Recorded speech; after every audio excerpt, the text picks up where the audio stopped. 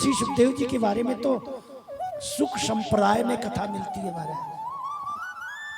सुख संप्रदाय में सुखदेव जी की कथा वर्णन करते हैं कि वृंदावन के निवृत्त निकुंज महल में एक समय की बात है, ललितादिक सखियों ने श्री जी से इशारा लिया, स्वामिनी कोई नई लीला का ठाठ रचा जाए। बोले ठीक है रच लो। तो लाल जी बगल में बैठे, लाल जी की तरफ इशारा किया, बोले जरा इस कमरे में चलते हैं। बगल में निकुंज में कुंज में जाके और सांवरी सखी का रूप बनाकर हाथ में बीणा लेकर के बड़ी मस्ती से सांवरी सखी बना करके और सामने प्रस्तुत किया। क्या सुंदर बीणा बजा रही है। जयति जयति जय सुख सखी सुखदा हरि की रूप आह्लादिनी कल बेनिका आनंदा जो अनंत। रसकुंजा निकुंज महल में सुखदेव जी को राधा रानी, अरे रसकुंजा सखी रस रूपिणी प्रेम प्रभा अविराम अष्टम प्रमुदा नाम सुख तिनको करहूं प्रणाम। जयति जयति जय सुख सखी सुखदा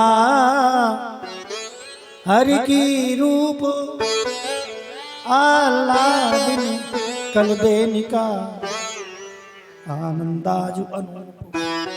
रसकुंजा रस रूपिणी प्रेम प्रभा अविराम अष्टम प्रमुदा नाम सुख तिनको करहूं प्रणाम। प्रेम मंजरी नाम है गंधर्वा गुणग्राम प्रमोदिनी मधुर स्वरा सहजानंदिनी बाल। अब वीणा में लेकर बड़ा सुंदर गायन किया सखी ने और नृत्य किया। फिर आज्ञा ली, स्वामिनी चरण सेवा की आज्ञा प्राप्त करना चाहते। बोले हाँ।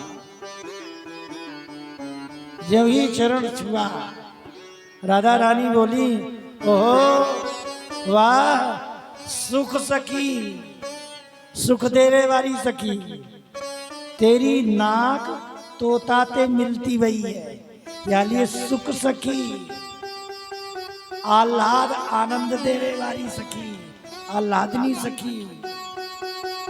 बड़ो मीठो गावे कलबेनिका रसपुंजा सखी प्रमुदा सखी गंधर्वा सखी। ऐसे श्री जी ने बुलाया और फिर श्री जी पहचान गई। पार्श्व भाग में विराजमान किया दक्षिण भाग में और श्री जी ने कहा, हे प्राण प्यारे एक बात है। बोले क्या? अब समय ऐसा आ रहा है कि वेद व्यास जी ने तपस्या की है शंकर जी की। शंकर जी ने वरदान दिया तुम्हें पुत्र रूप में कृष्ण आएंगे, तो आपको व्यास जी का पुत्र बनना है। लाल जी बोले ठीक है। एक रूप से श्री जी के पास तो विराजमान है ही नित्य निरंतर। उनमें से एक स्वरूप अपना प्रकट किया और व्यास जी वेद व्यास जी लकड़ी से हवन कर रहे थे। हवन करने के लिए लकड़ी घिस रहे थे।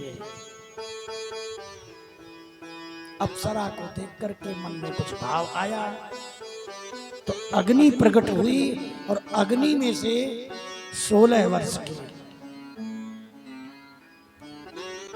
16 वर्ष की सोर मूर्ति श्यामा दिगंबर। 16 वर्ष की सोर दिगंबर। घुंघरवा ले केस चल सुखमुनि चरण प्रणाम। घूंघर मारे केस चल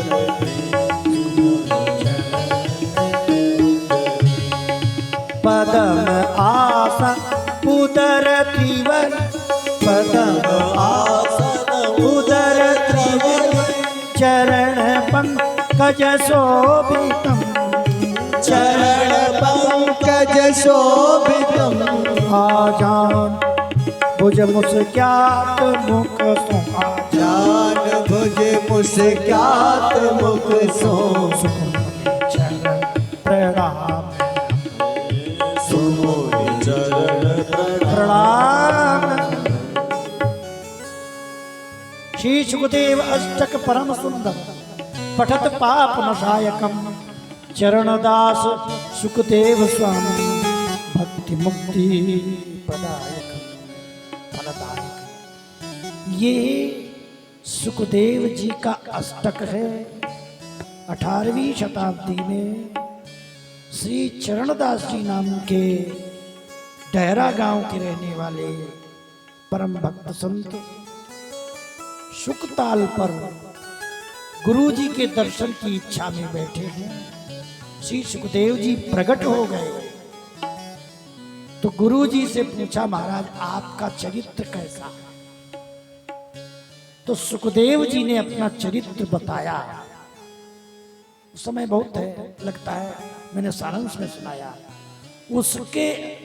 और तब चरणदास जी ने कथा सुनी गुरु जी के मुख से, अपनी कथा सुखदेव जी के मुख से। सुखदेव जी ने गले में कंठी बांधी, मस्तक पर तिलक दिया, कान में जुगल सरकार का मंत्र दिया, जिसे सुख संप्रदाय चरणदासी परंपरा कहते हैं। वहां सुखदेव जी की कथा इस प्रकार है। जिस परंपरा के जो महानुभाव होते हैं, स्वामी श्री हरिदास जी का चरित्र जटिया स्थान से ही प्राप्त हो सकता है। हरिवंश जी का चरित्र राधा वल्लभी परंपरा से प्राप्त होगा। चैतन्य महाप्रभु का चरित्र चैतन्य चरितामृत से प्राप्त होगा। वल्लभ कुली में विठलनाथ जी वल्लभाचार्य जी का चरित्र वास्तविक वही से प्राप्त होता है। हम लोग तो सुन सुन कर कथा कहते हैं। तो ये जो चरित्र कहा हमने सुख संप्रदाय के आचार्यों से सुना, ऐसा श्री सुखदेव जी का चरित्र है। ये सुखदेव जी का अष्टक जो भी गा रहे थे हम, ये चरणदास जी की रचना है, जिन्होंने सुखदेव जी से मंत्र लिया, साक्षात सुखदेव जी से मंत्र लिया। 200-250 वर्ष पहले की बात है, ज्यादा पुरानी नहीं। तो कहने का मतलब, श्री सौनक जी ने पूछा कि सुखदेव जी तो ऐसे परमहंस थे कि सुखदेव जी तो चले गए, उनको देख करके देवलोक की अप्सराओं ने स्नान करते हुए वस्त्र नहीं पहने, नाते रहे। लेकिन व्यास जी को देखा सुखदेव कहते हुए, हाँ सुखदेव, हाँ सुखदेव कहते जा रहे। तो उन अप्सराओं ने वस्त्र पहने। बाबा प्रणाम। व्यास जी ने कहा, देखो मेरा बेटा भी गया 16 साल का, उसको देखकर तुमने कपड़े नहीं पहने, और मुझ बूढ़े को देखकर कपड़े पहन रही हो, मर्यादा कर रही हो, ऐसा क्यों? तो अप्सराओं ने कहा, महाराज जी आपका जो बेटा है वो परमहंस है, उसे पूरे संसार में जितनी स्त्रियां हैं वो राधा के समान, और जितने पुरुष हैं कृष्ण के समान दिखाई देते हैं। उसे सब कुछ श्री कृष्ण दिखाई देते हैं। आपकी दृष्टि में भेद है। स्त्री पुंविदा ना, अप्सराएं कहती हैं, स्त्री पुंविदा न तु सुतस्य विविक्त दृष्टि। आपके पुत्र की दृष्टि में कोई स्त्री नहीं, कोई पुरुष नहीं। आपकी दृष्टि में स्त्री है और पुरुष है। जिसकी दृष्टि में स्त्री पुरुष का भेद है, उसके सामने भेदभाव करना कर्तव्य है।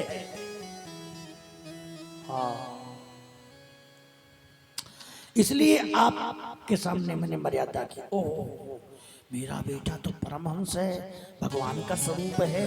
इसलिए व्यास जी अपने पुत्र को प्रणाम करते